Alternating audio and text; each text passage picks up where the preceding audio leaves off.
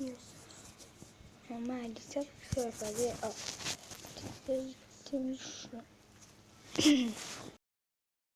Sai do classroom.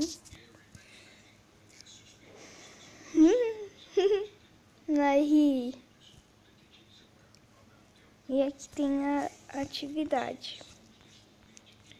E aí, o que você vai lá no...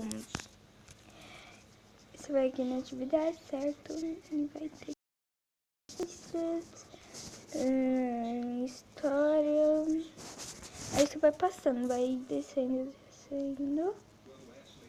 Aí que tem o stop, o homem e o conteúdo extra. Aí você vai apertar aqui a apostila de cálculos. E ou como a Paula explicou, você pode imprimir essa imagem ou você pode copiar no... É isso.